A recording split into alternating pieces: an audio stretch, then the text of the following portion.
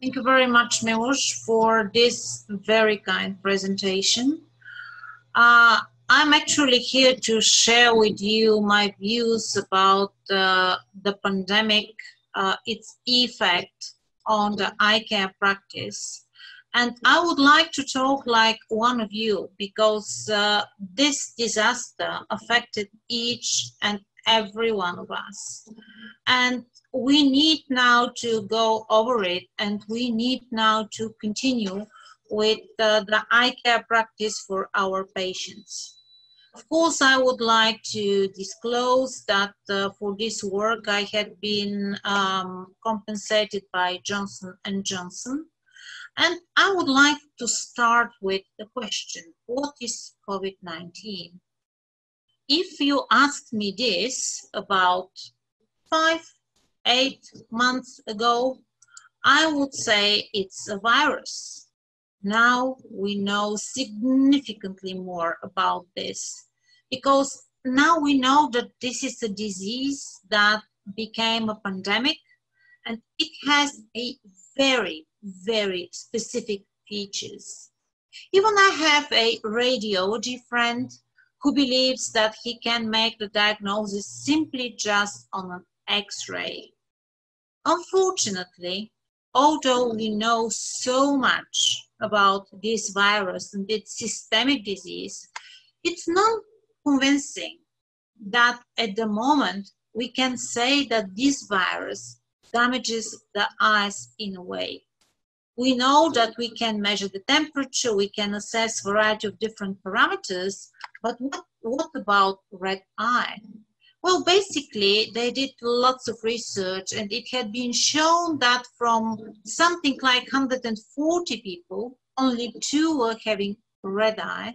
They were all with COVID-19 disease, and from those 2, only in 1, they managed to isolate COVID-19 from the conjunctiva. Okay, obviously, COVID virus is not damaging the eye, but actually it damages all aspects of eye care. And let me spend the next 45 to 50 minutes with you, just sharing with you my experience, my views, and some examples that I had during this pandemic situation. So regarding the consequences, I would like to touch on what to do when the practice is not busy enough, what happened and what to expect in the very, very near future and actually far out in time, how to train people around us, not only our staff, not only our juniors, but how to train our patients as well. How to contact them, how to approach them, because they are obviously scared. How to understand the isolation. We somehow lived for more than 2 months with this stay at home, but it has lots of psychological impact as well. How we can change our practice for better, and how to be a good leader. So first of all, how to utilize the time. Well, I must be honest with you, at the beginning I was scared too, but then I said, okay, it's an opportunity. We are not going to work with the same intensity. So there are lots of things that I wanted to move and I wanted to change. And this is exactly the time to do repair, to groom the practice, to make a new leaflet, to change the online presentation.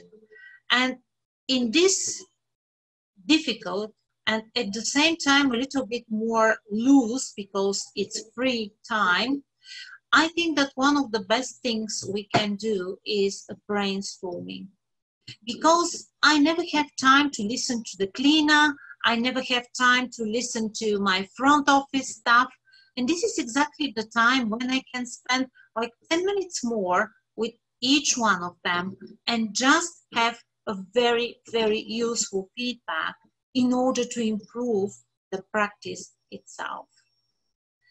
Creating a new materials actually was another issue that we dedicated a significant time on it. We changed the web page, we created new leaflets, and we managed to organize a new line of service. So this is something that everybody can do because they were very busy, they did not have time, and now that was exactly the time to do it.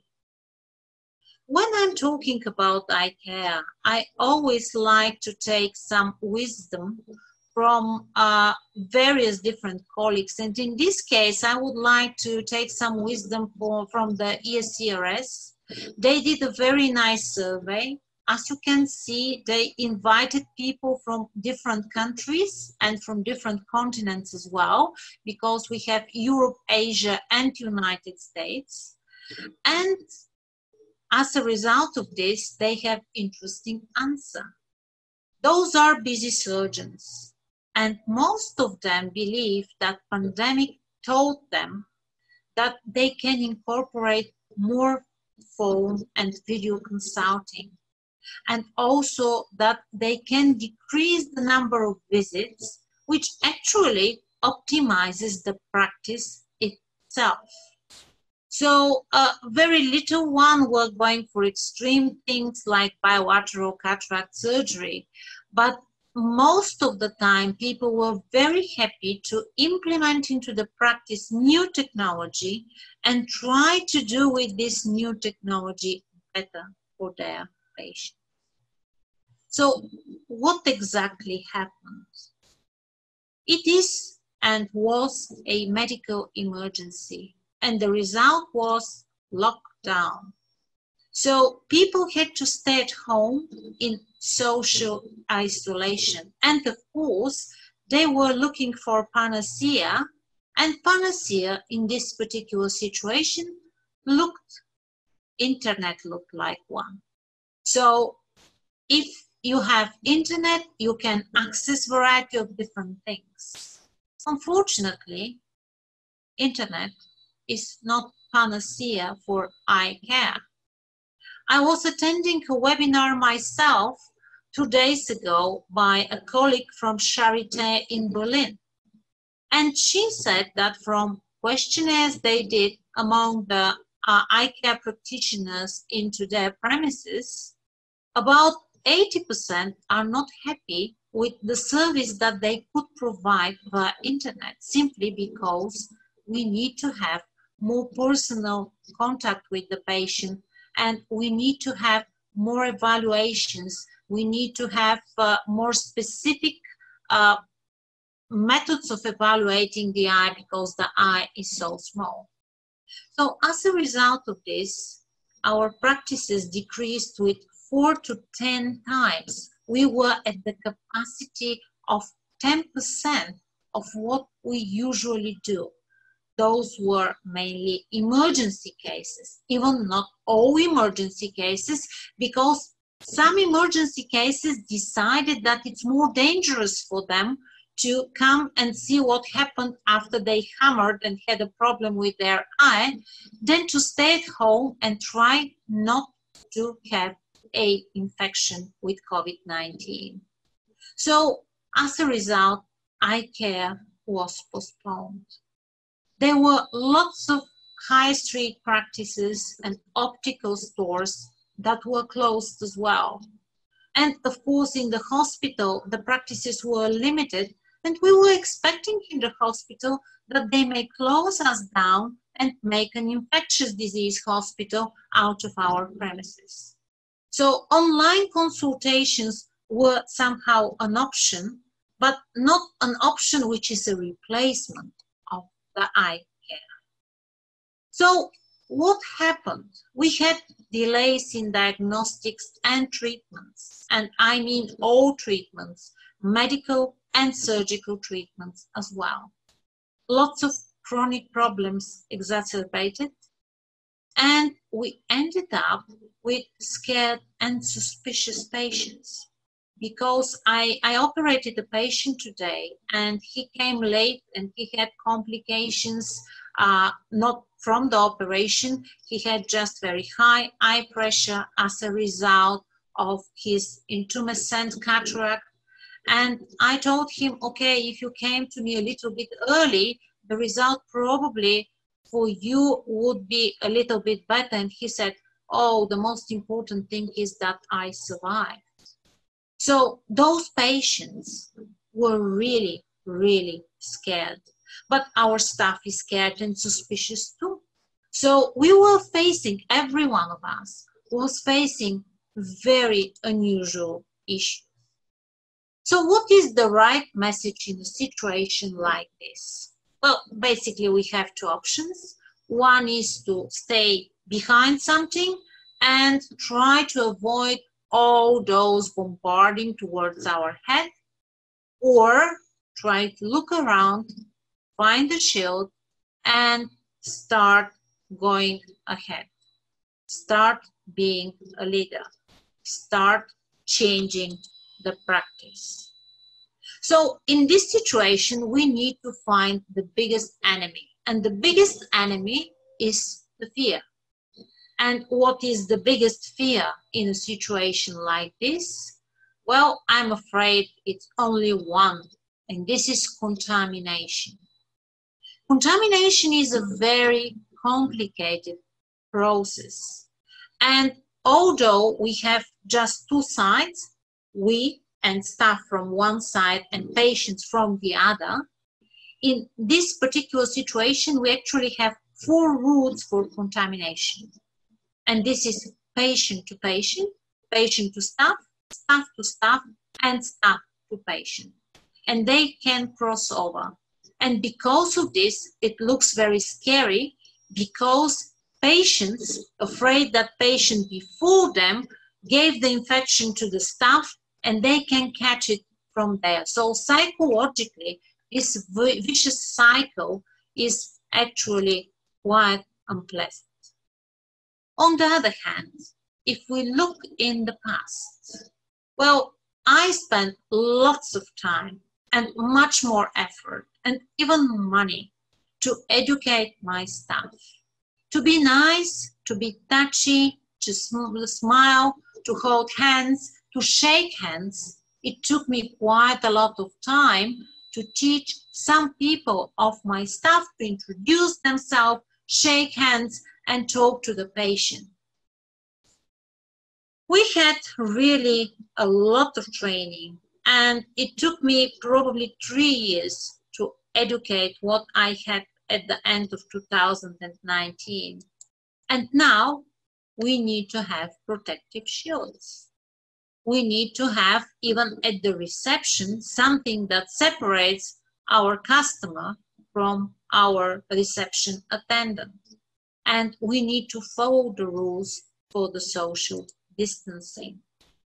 So again, looking at what the ESCRS did, they were asking, what measures have you taken to protect your staff? And the most popular one was reduction of the working hours, which actually is a very good thing, because trust me, I was working all the time during the pandemic and taking all the emergency cases and giving lots of on-calls. The procedure is very long. And because of this, you're seeing much less patients, but you get more tired. But having more extra time does not mean that you need to sleep all the time or relax all the time. This extra time can really be used for additional education, for having new knowledge, implementing new things, planning for new exciting things in the practice. Another very popular measure is the separation. And we applied this separation. I think that now in post-pandemic, post-lockdown situation, separation may be not a very efficient measure. Of course, dismissal and self-isolation were also somehow popular measures too. But when we are talking about staff, we really need to pay attention to several different elements. And the first thing is attire. And this is my personal opinion. I can stand behind it. And I do recommend it as a guideline of sort. But of course, it's absolutely up to you to decide, do you like this approach or not? So for me, white coat in this situation is important.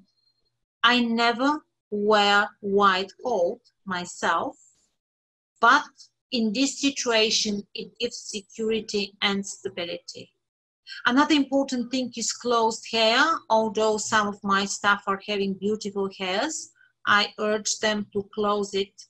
And disposable masks, because disposable mask, I think, is the best that a medical specialist can use.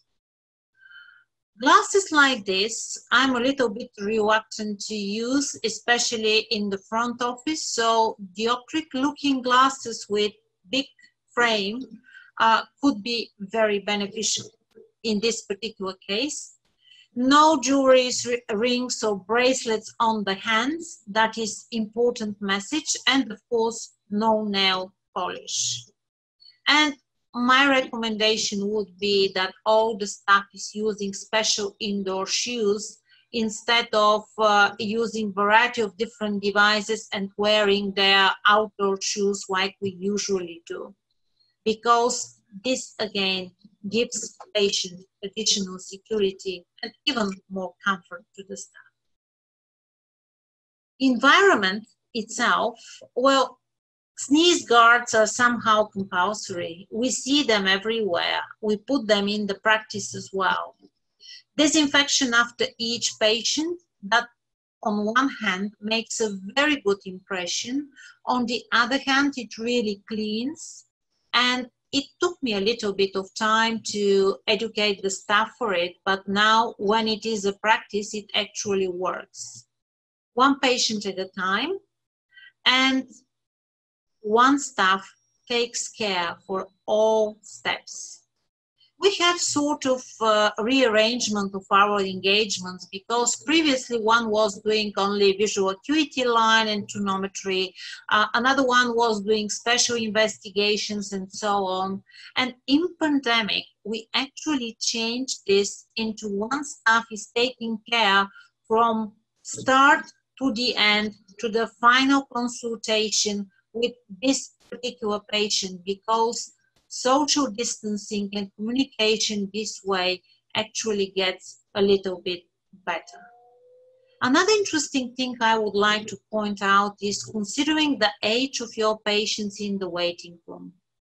We always had been assigning our patients randomly, but during the pandemic, we decided that it's better to group them into age groups, because sneezing child, of course, is not a good idea with 75 years old that waits for intravitreal injections. So age of the patient is important. And another thing which was probably the most difficult one is that we tried to limit accompanying people to our patients. Of course, we allow one accompanying person, but that is probably the limit unless the patient is having so severe problem that they need the care of. And strictly applying of the screening procedure, that is actually quite important, with temperature measurement and questionnaire that outlines patients that are having respiratory infections, regardless are they COVID or non-COVID infections. So another interesting thing is what protection the staff needs to use. Of course, mask is the most popular one, together with the gloves and with the slit lamp barrier. And I will come back to the slit lamp barrier, but I would like to point a few things about the hand gloves.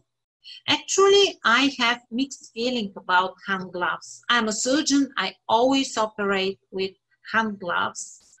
But when it comes to clinical examination, I think that well-washed hands in ophthalmology examination are actually much more good example than gloves. The patient is not seeing how precisely you washed your hands, and they just see you changing the gloves.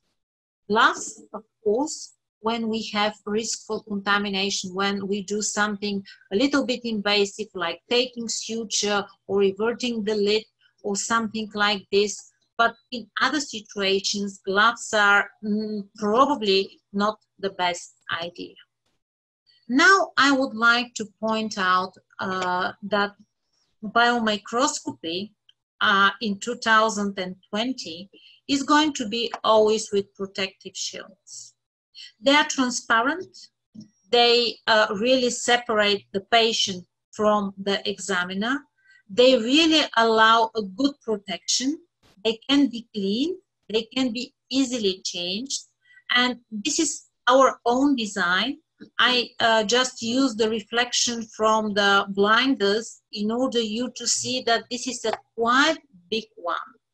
And this is the size which allows to be put on slit lamp, which is type Hackstreit and also Zeiss, and is really easy to use, really easy to maintain, and allows perfect, very comfortable examination. But examining with protective shield without washing hands, again, not a good idea. So hand washing before and after in front of the patient is something which is quite important. Another practice that we implemented is disinfection of all equipment and handles in front of the patient, so they see that we do it. And use disposables. I know that disposables are controversial, but in this pandemic situation, disposables are probably the best. And I'm a big fan of separating rubbish according to the ecological rules. But in this particular case, for me, the most important is to separate rubbish according to the infectious risk.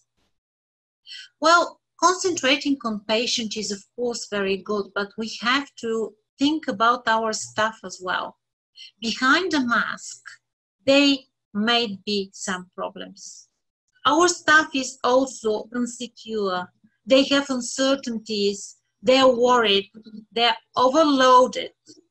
Some of them are really scared of themselves, for their relatives. They could be depressed, or some of them are getting upset with unusual reactions. So in order to understand all this and to prevent eventual problems, I think that in pandemic situation, team grooming is one of the best things that we can do.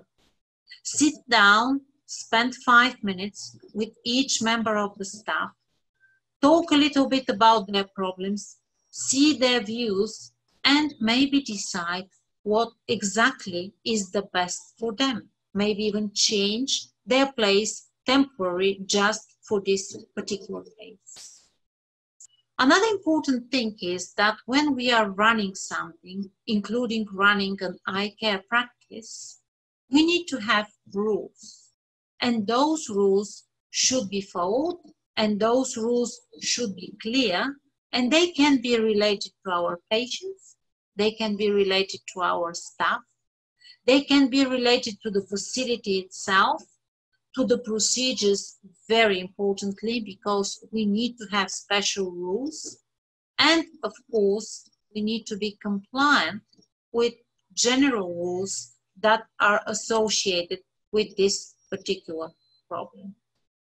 So when we are talking about patient-related rules, I would like to point out again the ESCRS questionnaire, where they were asking what are the measures towards the patients. And as you can see here, for patients, hand disinfection and mask was the most popular measure. And of course, physical distancing. Physical distancing is a very good thing that had been proven to be very beneficial in this particular situation. The problem is that that means absolute reorganization of our practices. And as I mentioned before, hand gloves are not very popular for many reasons, one of which being that they are not proven to be very efficient in this situation. So if we have rules, if we have new rules, we need to inform our patient in advance. We can do that in a variety of different ways. We can display them on the web. We can warn them that when we assign them for a particular visit, that they have to visit the web page and make themselves familiar. Some of them will, some of them will not. So then we need to have the rules displayed in the practice as well. And importantly, we need to make our staff demonstrate the rules, be a very good example, and make very clear that those rules are rules for everyone, regardless are they VIP patient, special patient, colleague, or just somebody who is under emergency situation. And of course, we need to be reasonable, flexible, and be prepared to change those rules. I do not like to make a rule and change it, but in this particular situation, we really need to be flexible. The second set of rules is related to the staff. So staff is actually our example. So the rules should be clearly demonstrated and the staff should be absolutely familiar with them.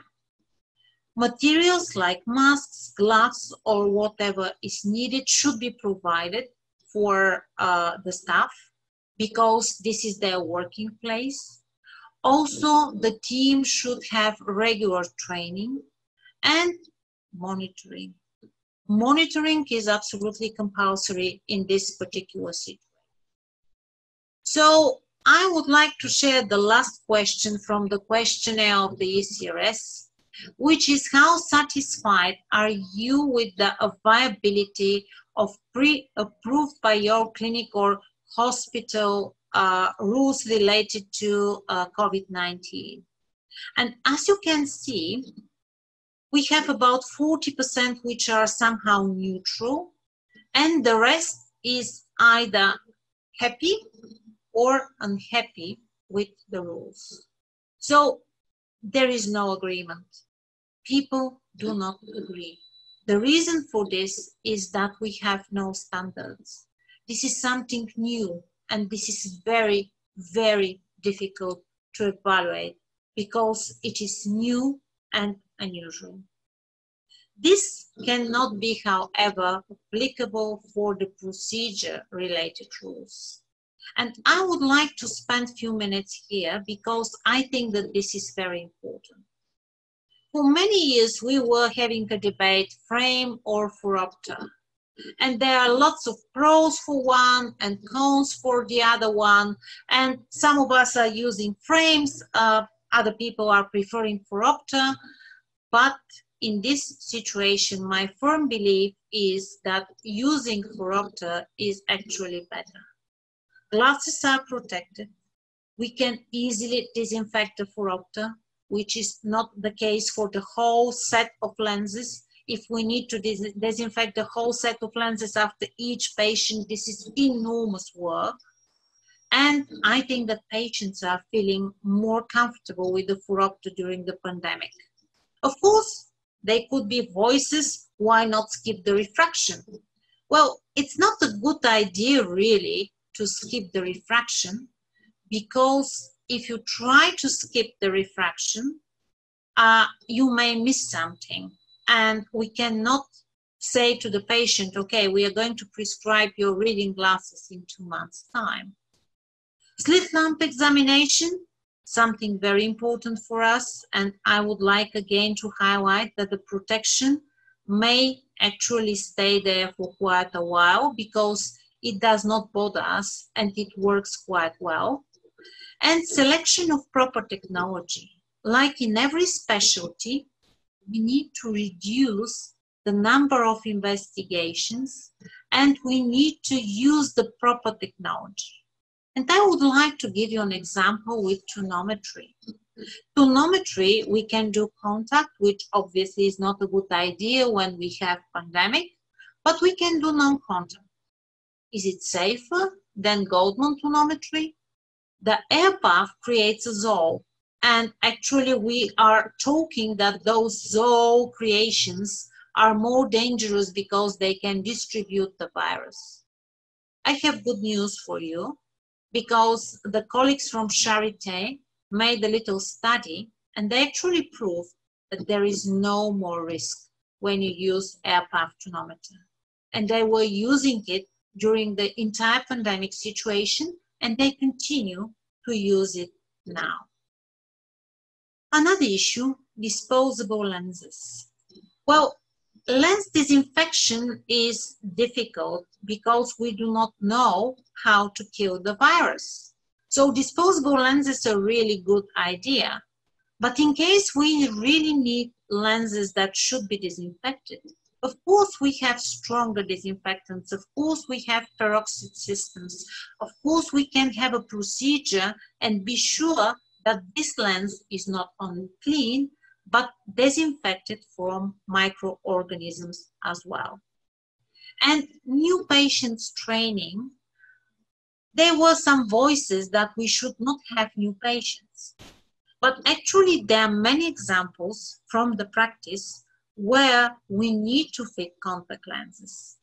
I can give you lots of those, but I can, for example, give you an example of small girl with anisometropic amblyopia as a result of 8 diopters myopia.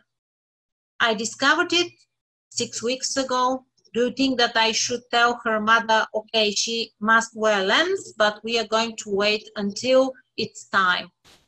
Or a little boy with keratoconus, like 14 years old, and he discovered that he cannot follow on the online evaluations because something is wrong with his eyes. Shall we postpone his contact lens fitting, or we should fit him and improve his life and performance, because that can have another impact. It can have impacts on the quality of life. So contact lenses or not contact lenses. Well, if patient is seeing better with contact lenses, they feel better with contact lenses, they should be provided with contact lenses. Vision is also something which is important for physiology, for normal functioning of our organism. And if somebody is having much better vision with contact lenses, of course, their quality of life and their physiological functions are going to drop down. I would like to highlight something which for me is extremely important. We spend hours in creating brochures about hand hygiene and contact lens handling. We have enormous amount of resources. I truly believe that our contact lens patients are best trained in hygiene patients because we really dedicate time to teach them how to wash their hands. So those patients are really good candidates because they are already trained. They are not in stress because they need to wash their hands before and after touching their face. They know that they should not touch their eyes. So that is another thing that we should consider. And glasses, you should wear glasses, not contact lenses during the pandemic. Who actually proved that ordinary glasses can protect? They cannot protect. Even small frame cannot protect, and if patient needs to adjust the frame all the time, of course, it touches their face much more often than if they have good contact lenses that make them see very good. Another thing is disposables.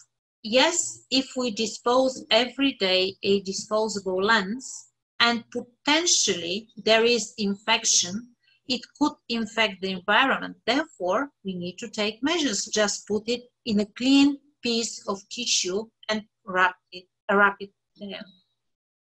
Another question is to operate or not to operate. Well, this is myself with the 3D microscope and protective shield together with the 3D glasses underneath, and some of my nurses also looking like this. At the beginning, we were thinking, okay, we have to handle emergencies and we are going to do them in this way. Then there were voices about general anesthesia, that we should not do general anesthesia, but somebody who is with severe trauma, how come we can do something else? High-speed technology, that was the third thing, because vitrectomy actually makes again this zoo and it's more dangerous and we should stop those. Of course we cannot. The only thing we can do is just evaluate the situation, see what exactly is the best for us, the best for patient, try to protect the staff, ourselves, and of course the patient, and evaluate. The problem of COVID-19 is that we have no evidence-based medicine. The thing that locked our mind is that we cannot open the book and see what the advice there is for the situation. It's something new.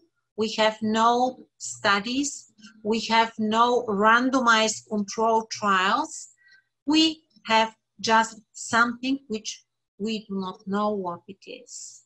And that actually created all difficulties in handling the procedures. But regarding surgical specifics, I think that we are almost there. And now we realize that we actually can do not only emergency cases, but we can do other cases as well. And we can do other procedures related to eye care as well. Last but not least, when we are doing something, we should be compliant with the general rules. And there are several general rules, which are first the social distancing. And this may actually change quite a lot, especially for some small units, because they have small waiting rooms. And we need to keep this as a directive. Disinfection with some disinfectants. Of course, this is one of the easiest things that we can do. Give some disinfectants at the entrance to disinfect their hands, and try to avoid every patient and their accompanying person to touch anything in the practice. Washing the hands, again, very important and effective measure. Face mask, again, this is something which is a little bit controversial. Currently, in the practices, we do believe, and we have some proofs about this, that the normal mask is enough. Special filtered masks are acquired only when the patient is with proven COVID-19 infection, or when we are doing something like complicated surgery in order to protect ourselves, and the staff in the theater also should have this mask. And those are my recommended references. You're very welcome to make a picture. The rules in your practice you can modify yourself, but you really need to have a solid background, solid base on which to step. And this is the College of Optometry, World Council of Optometry, International Council of Ophthalmology, and variety of other parties that published guidelines and advisory. And information from all this can be used. Now I would like to touch on something which again is a little bit of shaky ground. And this is the web-based behavior. Well, there are lots of people that believe that internet sales is something that is ruining our practice, and actually there were proofs about this, and there is even a movement against internet sales.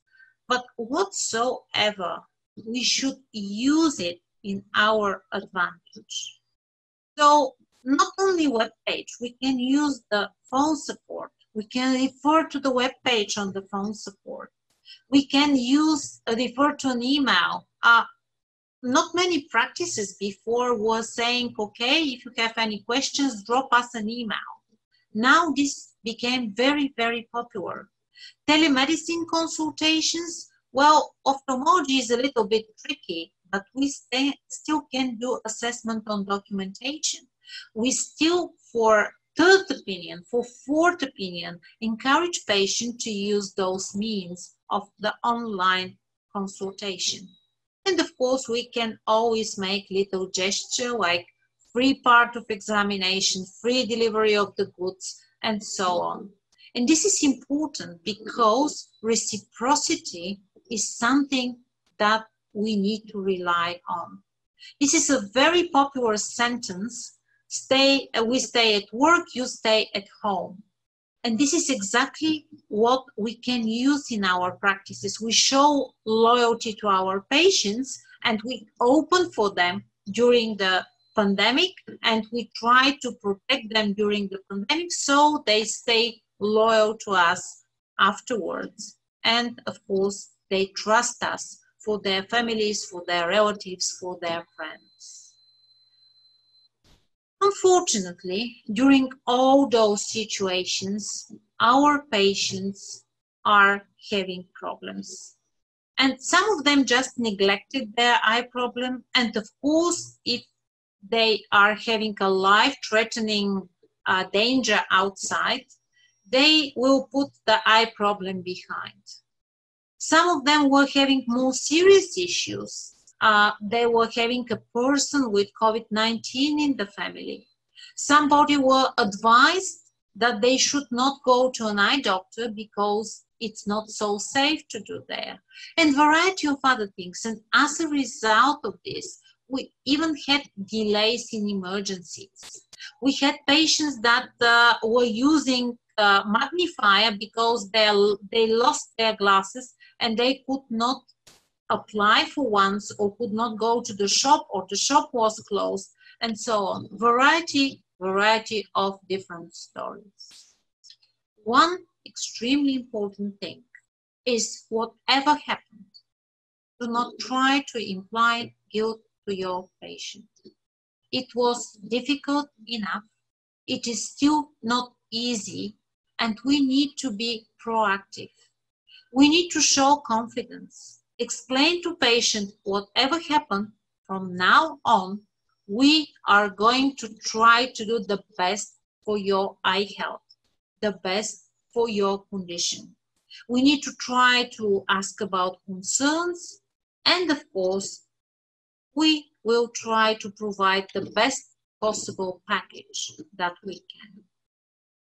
Another interesting thing is the phenomenon of isolation. When people are isolated, they react differently. Some of them really sleep longer, some of them are reading longer, some of them discover disease, but all of them would like to have something different. All of them would like to have new experiences. I would like to give you an example with this young man who is just flirting with his girlfriend and having breakfast with her in this virtual way. But why not, whenever he is next time into our practice, offer him contact lenses?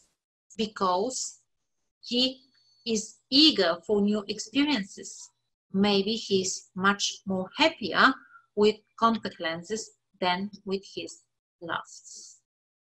Last but not least, when we are talking about medical business, we should understand the economical background.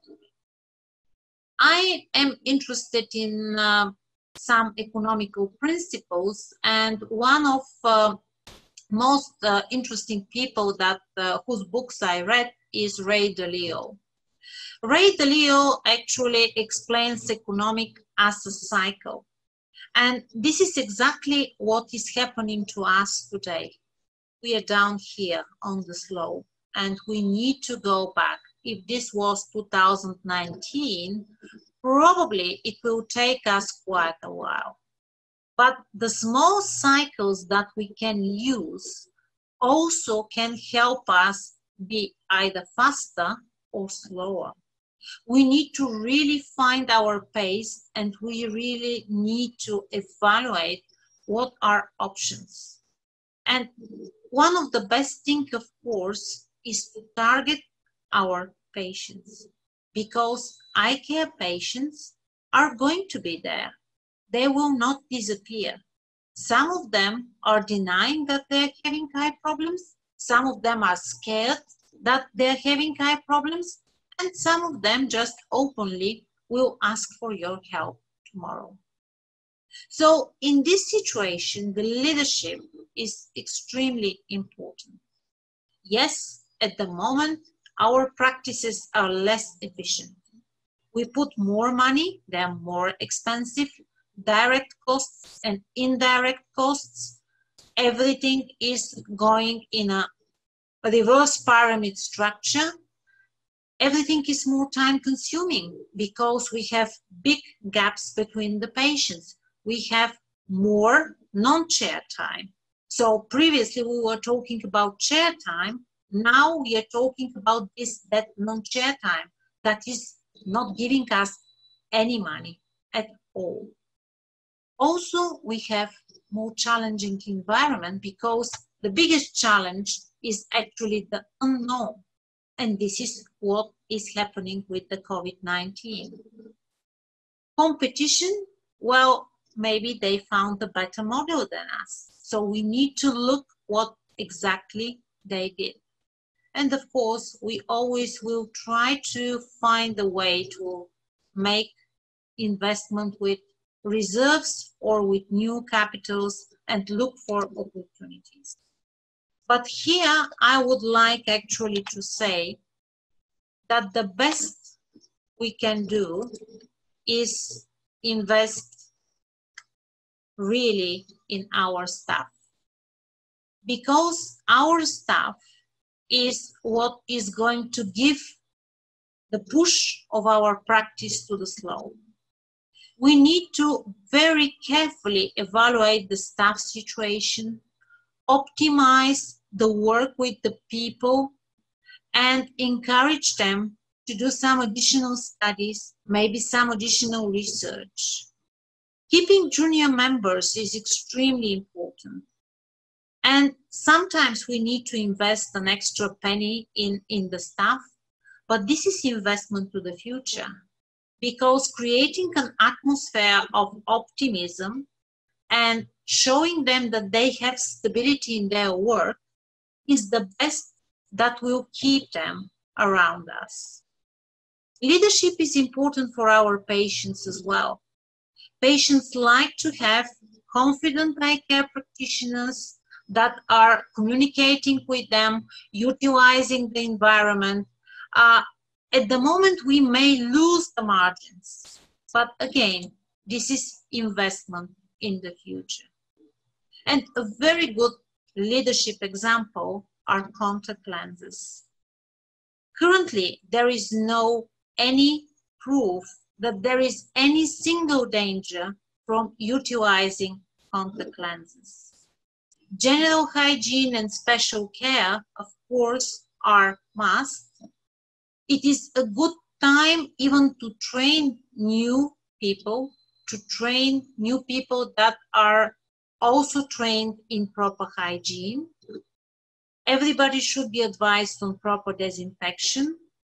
Contact lens disposal could be one day a problem. The number of contact lens users and contact lenses that we are disposing currently is not such a big problem.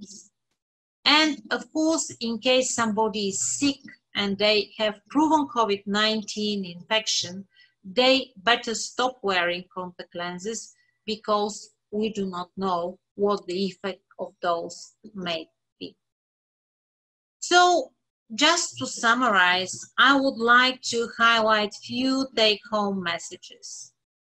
First of all, it is a very good time to utilize the time. Every minute today is an investment in the future when we are hoping and we are going to be more busy. Yes, the world is not going to be the same, but the vision needs are going to be the same because we did not change the human being.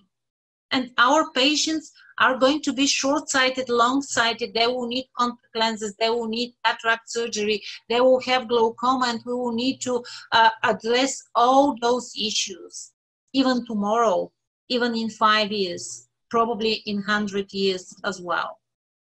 The staff is mirror of our practice. So it is very important to understand the principle of reciprocity. The principle that if the staff is following certain rules, it's more likely that our patients are going to follow them as well. We have to be good psychologists. I know that we are eye care practitioners, but communicating with patients is extremely, extremely important. And in this particular situation, when the economical rules are playing role as well, I probably will try not to offer new expenses, especially to my bonded to the practice patients. Wise investment is always good, but it's a must in this particular case. And leadership is something that we should show every single day. And this is the good way to success. So this is our beast that ruined our life, but he is going to go sooner or later. And he's down on the slope now. And I really hope that in very, very near future, we are going to omit him and have again this opportunity to sit together and have really nice meetings and socialize and just not keep the social distance. Thank you very much. So, Professor Gropcheva, thank you very much for excellent presentation. And maybe we can answer some questions we have received. I believe that some of them has been already answered, so maybe we can just repeat what has been said. So first of all, there is one question related to the daily disposables, and would you recommend the daily disposables over reusables nowadays?